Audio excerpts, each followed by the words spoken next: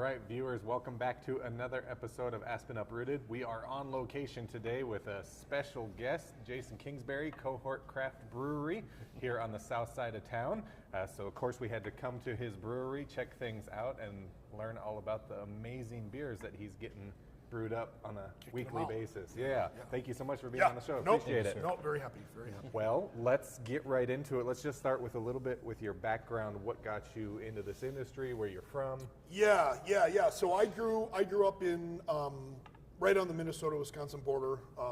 So beer, like La Crosse, Wisconsin is where I'm from. So beer culture is huge. A lot of people grew up drinking Bud Light or whatever at their high school parties, where I was fortunate enough to drink Spotted Cow at my high school party. So things, not that I was underage drinking, I was just really old in high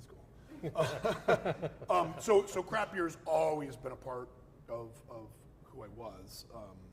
And I have a very strong biology and chemistry background, which you absolutely need for this type of product. And then I was a home brewer. I was a super avid home brewer. Knowing that I was going to go this route, I basically built the back brewery in my basement. So drains, vent hoods, conical fermenters, 3-vessel systems, like the whole kit and caboodle. Sure. This has been absolutely a passion for a long time. So pretty cool. Very cool. When did Cohort get officially started then? How long have you been around? Yeah, so we incorporated April of 2020, if you remember what was going on there. No. Yeah, so SBA was kind enough to give us some money to start this brewery in April of 2020. Mm-hmm. It took us this building, which is just adjacent to the south side Aspen branch. It took us about a year to build out, so we opened April of 2021. So a couple weeks ago, we just had our four-year anniversary being open. Awesome. So, yeah, pretty happy. Year one and year two. Yeah, year one and year two was a lot of fun. So, but yeah, I think we've got a great groove. We're in really good momentum. We have a fabulous reputation among the craft breweries in the area. So yeah, I'm pretty happy. Very cool. Yeah. How big is the operation back there? So we're relatively small in the grand scheme of things. So our brew system is only 5 barrels, which is 155 gallons. As we have grown substantially over the past 4 years, where I believe in putting money back in the business. So a large majority of our profits go right back into growing. So now we actually have multiple 10-barrel fermenters. So now we're able to do 2 turns in a day and get about 310 gallons, which I think we're in a really good spot right now. We'll see what happens this summer. I'm very optimistic. We've been growing very slowly with our distribution system, and sure. So yeah, I'm hoping we're in a good spot. My thing this year was, God, we're looking great. We have all this, we have this potential revenue. We don't need any more equipment. Then I bought a bunch of equipment, so of course. So we'll see. Right now, I think we're in a good spot. Very cool. Well, let's pause the beer talk for a minute and talk about your personal life, because we've got a few characters here, and Dan's a huge Star Wars guy, as we've talked about. So, what is your passion with Star Wars? Where'd that come from? Oh God, I went to episode. Well, I went to Return of the Jedi in the theater. With my dad, so it's just like growing. I'm like everybody else. I literally grew up with it, and then it just so happens my daughter's 10, and she's been into it forever. So that's been really fun. So then we've been able to dive into, like, I like the Clone Wars animated series, and I like Rebels animated series. Like I like kind of the more obscure. I wouldn't say obscure, but not motion picture stuff. Sure. So yeah. It's just been kind of since I was just like this big. Yeah. Well, and those shows that you enjoy, they build out the films. They help add more. Yes. More so to good. Yeah. So good. Yeah. And you work that into your business, which is kind of cool. So today's May 5th. Yesterday, May the 4th be with you. Yep. So you had a big event for that? Yeah. So we actually do 2 big Star Wars events every year that is definitely unique to us. So our first event, which I used to hold at my house as a home brewer, it's an Oktoberfest themed, or excuse me, it's a Star Wars themed Oktoberfest party that we call Oktober Fett after Boba Fett. That's good. And I think you got the tattoo. Oh to match. yeah. We got some leader. okay. Yeah. So Wow. so Oktoberfests are that's our biggest day of the year. It's for the past 4 years. It eclipses everything. Sure. That's the end of October. A lot of fun. Dress up, beer releases, T-shirt releases. Yep. We have specialty logos made, so it's pretty cool. And then we do May the 4th, Revenge of the 5th. Yep. So yesterday we did trivia, heroes and villains provided a whole bunch of prizes. So yeah, it was kind of fun. And then Cody's a big Star Wars nerd. He's my brewer. So yeah, just our culture. It literally is our culture. Love it. Good culture to have. Yeah. Next year I'll have to remember to check you guys out during May it's the fun. 4th and Yeah, stuff. super I know fun. you do a Star Wars trivia too, right? Because you do trivia Tuesday night. Yeah, so that's a part of our May the 4th is I write trivia questions. So we do 7 rounds, 9 questions each. I write all the questions. So some of it is pretty obscure. Like we did what Imperial droid is named after Kobe Bryant, and boy. just some of it's super easy, like what color is C-3PO, but then it's like Sure. It's or Ponda Baba, what limb did he have taken off and where, kind of. That's awesome. Yeah, kind of fun. Those would really make me think. It's we had quite the competition yesterday. It was super fun. And one fun thing about the trivia is you can't argue with you about the answer. Oh yeah. You can try. Yeah, but it doesn't work. Yeah, you can try. Push, hey, excuse me? Yeah, it depends on how much energy I have. Sometimes if I have enough energy, I'm just like, yep, we'll banter. Other times I'm just like, Go away. let's move on. I'm right, you're right. I just deducted 5 points. That's right. Yeah. Now you mentioned when you're doing the different flavors and stuff, you need to have a good chemistry. Oh, 100%. background. Yeah. So when you're trying to think of a flavor idea, how does that progress? Do you just have one flavor in mind and then you build off of it? Yeah. So this always sounds so nerdy or weird, but all of our products are pretty much based on music theme. That's another huge part of our culture, is just music genres, jamming with music. It's just who we are. So honestly, a lot of beer names, what do we got up there? So think of Pink Pony Club, right? Okay. Chaperone, all the rage. My daughter loves her. She probably shouldn't be listening to her, but she loves her. And it's literally me driving in the car, listening to the Chaperone album. Pink Pony Club comes on, and I'm like, God, IPA, raspberry, it's pink. Sure. So many of these, it's just it's all based on the song, and you're like, well, because we did a red wine supernova mead. Okay. So, and some of the lyrics is Bridget Bardot, right? Yep. So she mentions Bridget Bardot, and I'm like, red wine supernova, Bridget Bardot, Bordeaux wine. So then we did a mead with, traditional Bordeaux grapes, and that. It sounds stupid, but No, not at all. that's the way it works. Yeah, and it obviously works. So I'm drinking a mead here, and what's in this one again? There's all. Yeah, so that's based off our ambrosia mead, ambrosia fruit salad. Yep. Ambrosia is a old school 80s band. So this is marshmallow fluff, pineapple, tangerine, a titch of lemon, banana.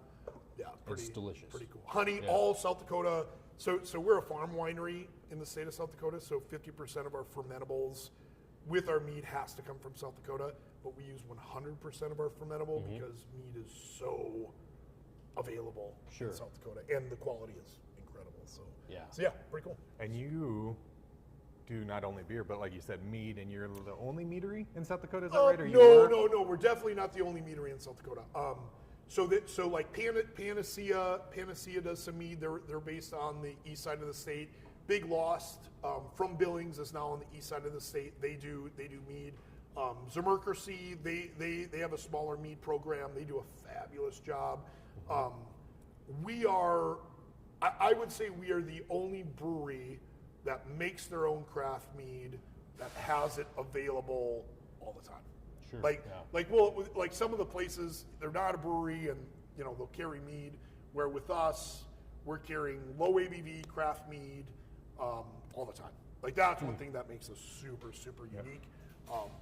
And that's actually really thankful to the state of South Dakota, because not many states allow you to have a winery, which mead is considered wine, a winery and a brewery under the same roof.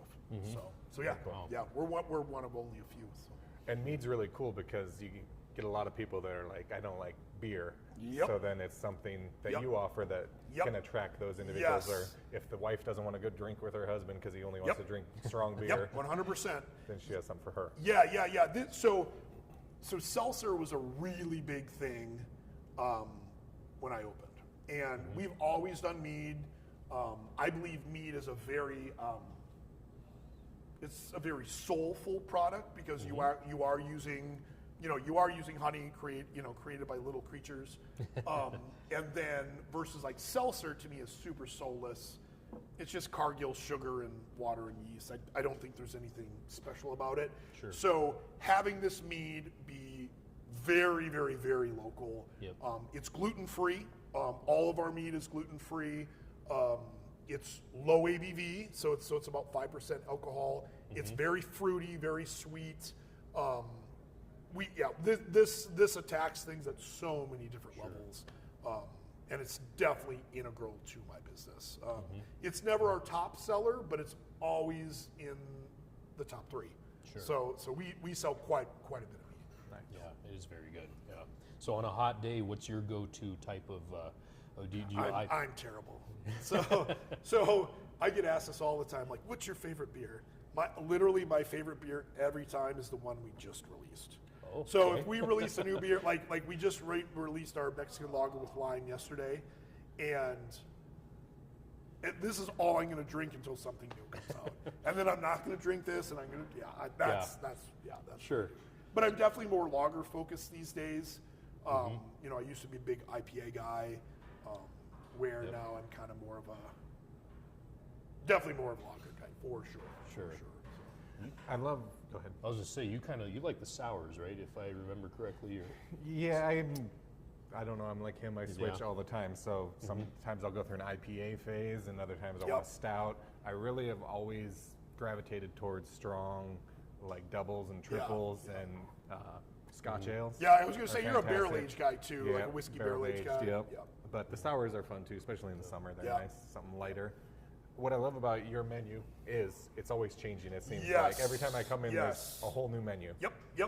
And that's one of the benefits about being small, is I don't have to supply a bunch of beer to these restaurants or whatever that only want one brand.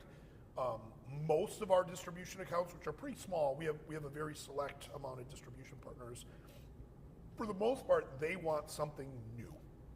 So turning over some crazy thing, like it's super cool. It's so much fun to be able to think of new recipes. If it comes back, it comes back. If it doesn't, who cares? We tried it. So, Sure. Yeah. And then I think it keeps our brewing side of things sharp. Trying new techniques, trying new flavors, trying new hops, trying new malt. It just kind of keeps us on our toes back there. Sure. So with all the new flavors and recipes you release, do you do like a very small batch to taste it to make sure it's going to be successful, or you just go, let's go We 300 are a gallons? pilot system. Yeah. Like when you look at some of these bigger breweries, their pilot system is our production system. So we just go with it. Yeah. We And go. does everything make it out to the tap? So we have lost 3 batches, 3 batches of experimental, but I don't think it was our fault. I think it was more of a yeast problem, because we ran a couple different lots, and it just is like, what is this? And it happened all 3, back-to-back times we tried it with the same product. So those didn't make it, but for the most part, Everything comes out.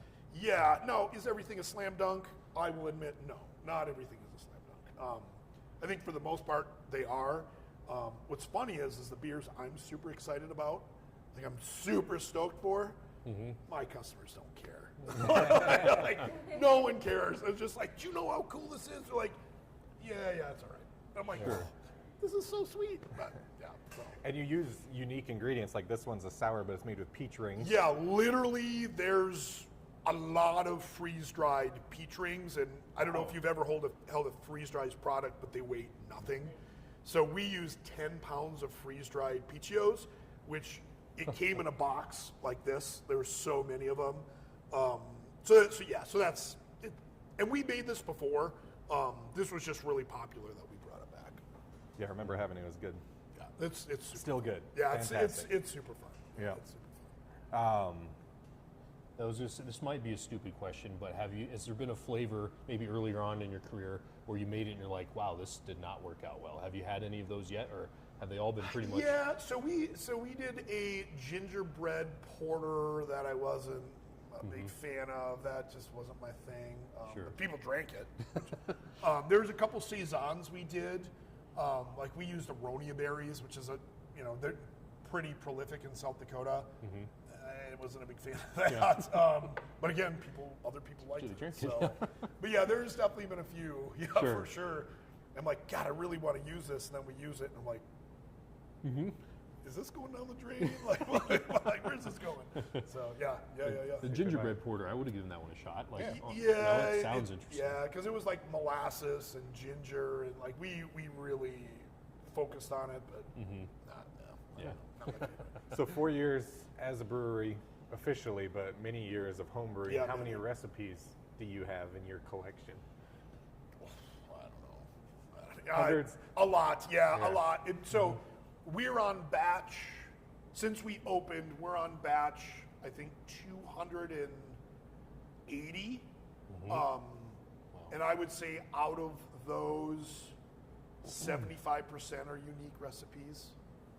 Maybe 65%, because we turn a lot of Keller beer, which is our German lager, and we turn a lot of Overcast, which is our house flag. Hazy, pretty much everything else is just. So, yeah. You had one last year that I really loved. You couldn't drink very much of it, but it was a barrel aged with Tahitian vanilla. Oh, Ooh, yeah. Fantastic. And I think that was in a 1791 barrel that I think we let sit for a full year. Oh wow. God, and it had banana in it too, right? Yeah. That was our Pink Boots women's brew in 24. I think it was a 14% stout, bananas, Tahitian vanilla, or actually Tahitian bananas, Madagascar vanilla, chocolate, a cacao, Ecuadorian cacao. Yeah.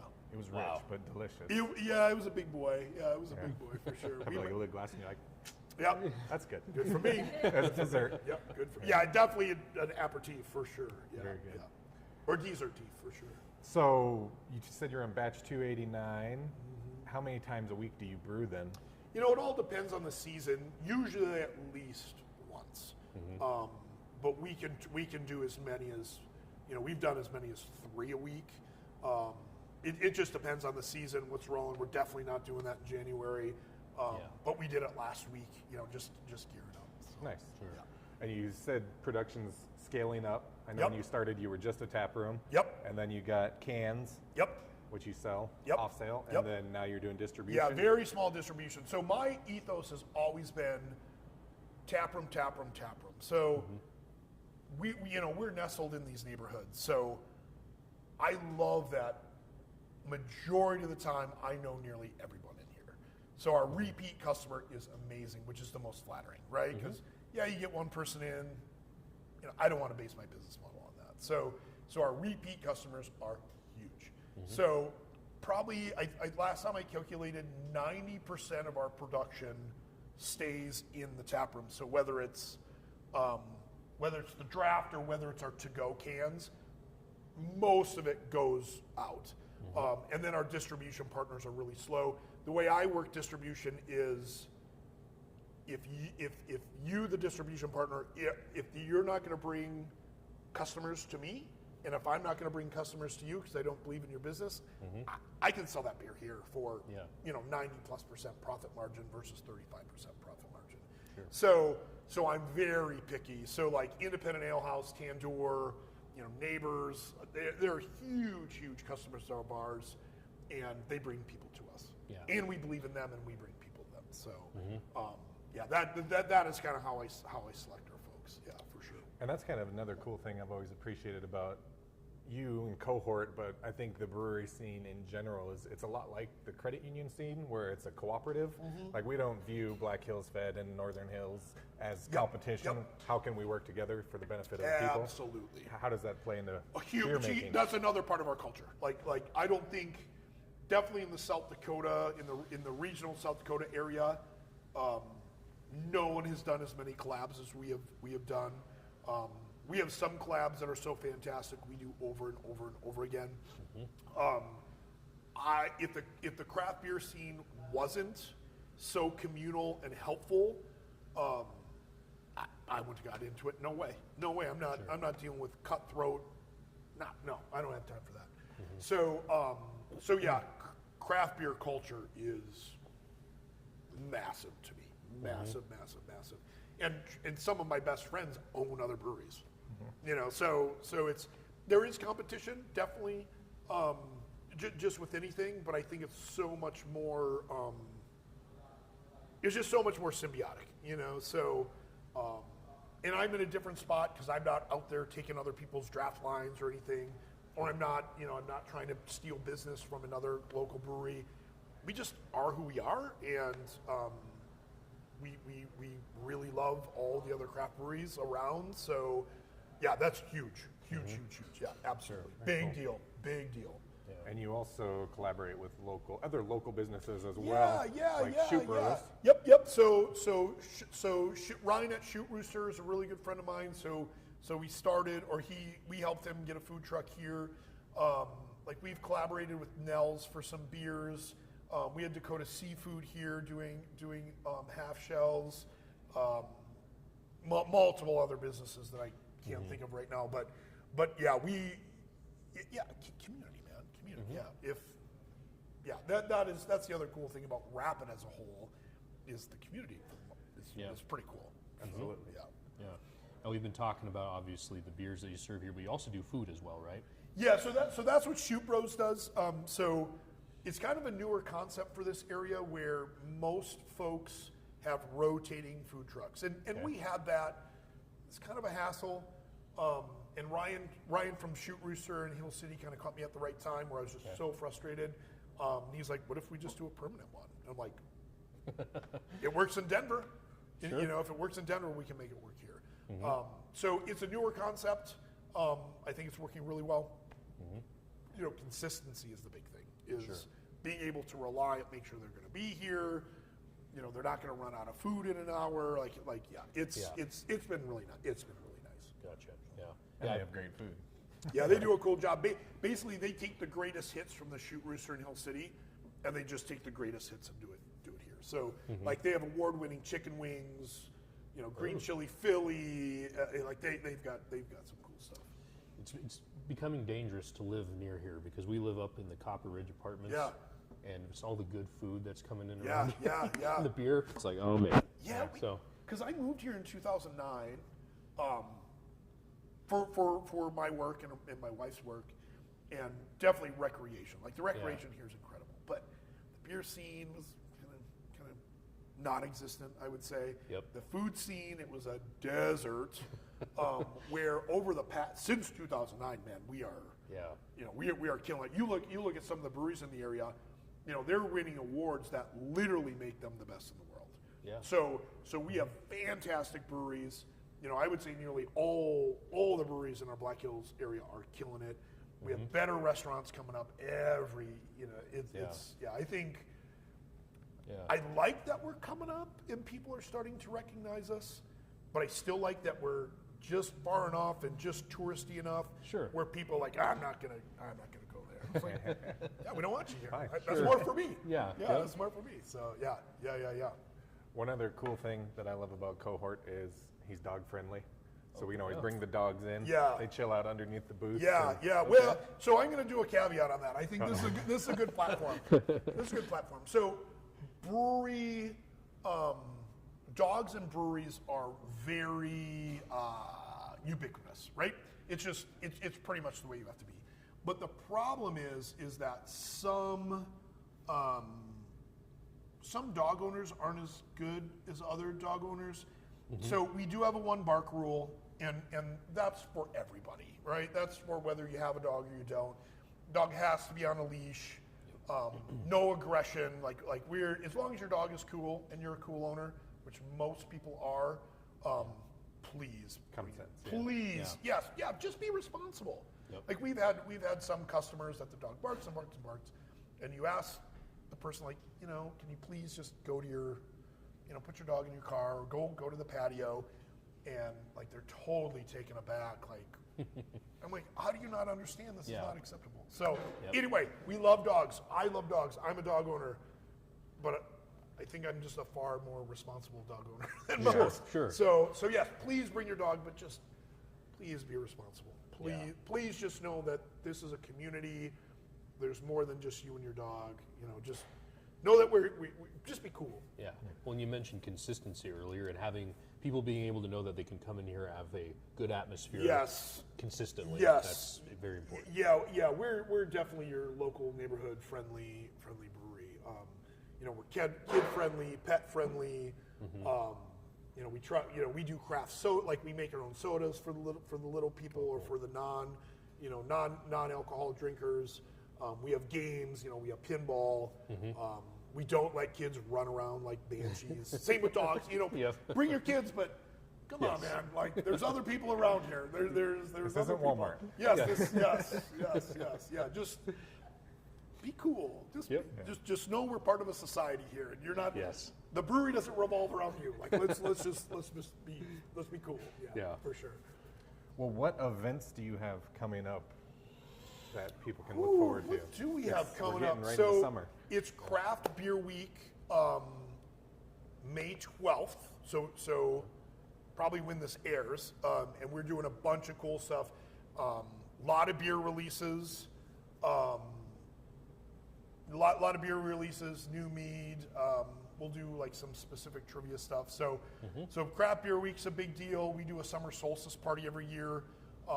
And because summer solstice is about renewal, we have some really cool like clothing swaps. Center yourself with yoga, like just some more like let's follow the theme. We're doing some graduation parties, but those are private. Yeah.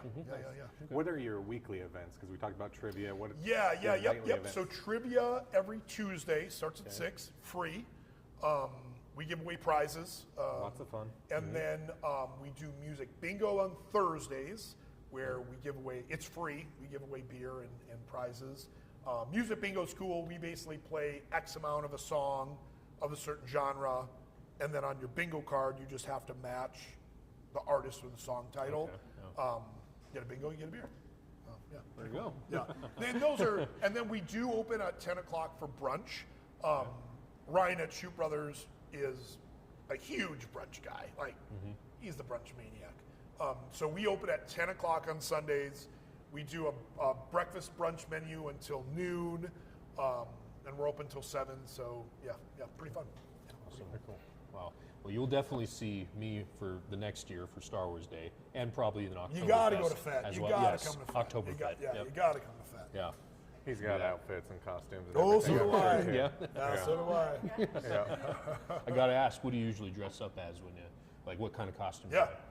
What do you got? Oh, so I have a Kylo or a old Jedi Master Luke Luke one, and then my wife has a Kylo Ren one actually. Okay. So what about you? What do you have? Oh, definitely full FET. Full FET. Yeah. Okay. Full FET armor, helmet, everything. Yep. My favorite is, especially for FET, is I have lederhosen, and so it's a mixture of, well, it's just like the event. So it's a mixture of traditional Oktoberfest wear mixed with Boba Fett stuff. That's awesome. I'd have to see that. Yeah. It's pretty fun. Yeah. So. And how do you see the brewery growing in the future? What do you got planned for expansion? All that fun stuff. Have you heard any rumors? No. Perfect. Good. So here you go. Oh boy. Exclusive. Yeah. Fingers crossed, and you might have to edit this. So fingers crossed, we are closing on the former minor property this week. Oh, Very okay. cool. Yeah, so you are the first. I did hear someone bought that, but I didn't. I know who. haven't. We're on NDA, of course, but we're at the point now where hopefully we're going to close in the next couple of days. So Awesome. so yeah, so that's the plan. So Fifth Street will operate. Fifth Street's Fifth Street. This is who we are, and basically we're just taking that same ethos, that same business model, and we're just bringing it to the city. Like we're still going to be taproom focused. Yes, tourism is a huge deal down there, absolutely, but we're local. We support local folks. So definitely, more local focus down there. But yeah.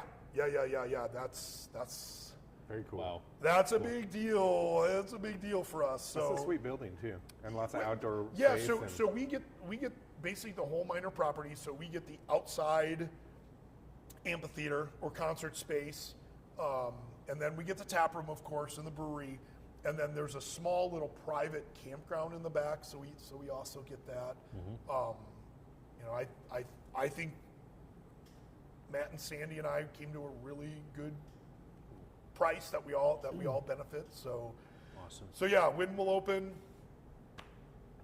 who knows? Sure. Soon. One step at a time. Soon. Yeah. So that's the big news of this week. That's very cool. Well, Good congrats. for you, man. Yeah. Yeah, for sure. So yeah, and from that's going to be a project. So that's kind of going to be where we're at for the Sure. foreseeable future. So yeah, Well, There's- delicious. I didn't try yours, but I'm sure yours is You can't. delicious. Yeah. I Sure, got. no. I can pour more. There's more. So. There's one other event too that's near and dear to your heart that happens every year at the fair, Central States Fair. Oh yes. So, growing up in La Crosse, like La Crosse is America's Oktoberfest. Like they do no one does it better than they do, and they've had a huge, long standing tradition.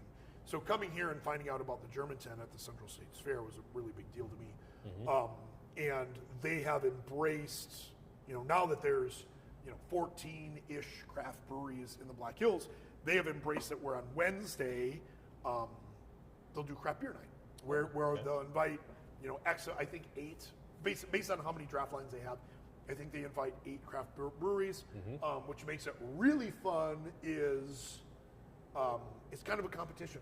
So you make the beer in the first half barrel to blow, you're the winner, you get a cool little trophy, or really cool trophy, big trophy. So Cabin won it the first year, and we were neck and neck. Like literally, they blew, there was another pint, we blew, it was like, oh, this is what it's about. This is so cool. And then last year we won it. We brought a pretty cool little Radler Shandy beer, kind of unbeatable, it was definitely planted. It's 120 degrees in that tent. That beer was super refreshing. It's just like it's kind of stacked the deck a little bit serving that beer, but Sure. But yeah, super happy. I love the German tent community. I love the craft beer community. So yeah, fantastic. Yeah. Zig it, zug it. Oi, oi, oi.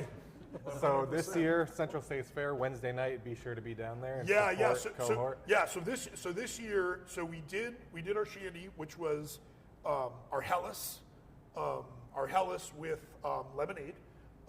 Where this year, what we didn't like that the alcohol content was brought down with just the lemonade because we're diluting it by 25%. So what we did is we just made our own hard lemonade. So this year it's going to be our Keller beer, our very popular lager, mixed with 50% of hard lemonade. So we keep the alcohol right at 5. We're not dropping it any lower. I think it's better myself. So that'll be our dog that we're bringing this year. Sweet. And Cool. And hopefully we can keep that trophy here. yes, that'd be fantastic. We'll see. I heard other breweries are definitely bringing their A game this I'm sure. year. Gunning for it. So yeah, that'll be. It'll just be fun. We win. And you get to see Jason in Lederhosen. So I have no problem with it. No, it's just. they look good on you. I might get a new pair. I might get a new pair this year. I don't think they make them my size. They absolutely do. 100. Actually, I don't think they make them skinnier than me. So we're just We're fine. good, yeah. Yeah, this is All right. the beer culture in Germany. We're That's just right. we're just fine. Awesome. Well, if people want to get a hold of you, obviously we have the brewery here on 5th Street. Yep. Social media for us is really big. Instagram, Facebook. That's where we do most of our marketing, most of our shout outs. We do have a weekly newsletter that you can subscribe to on our website. I'm usually here all the time, so if you ever want to come and hang out with me, that's also something that's very special, is I make myself very available to people who want to talk. So, Yeah. Awesome. And that's very true. Every time I'm here, it takes him like 30 minutes to get from the front door to the bar It because does. everyone stops him. It does, yes. It's always dangerous going in through the front. I try to go in through the back, but when I come in through the front, I know I'm going to be here for 2 hours. So. Yeah. But that's fantastic. That's all about. Yeah, that is true. Well, thank you for continuing to make amazing craft beers and meads. We appreciate it. Thank you for the samples Yes, today. thank you, sir. Appreciate it. If you want to see Jason, stop by his brewery here on 5th Street. Try everything on tap. He'll do flights for you. Yep. Delicious. Samples, flights, yep.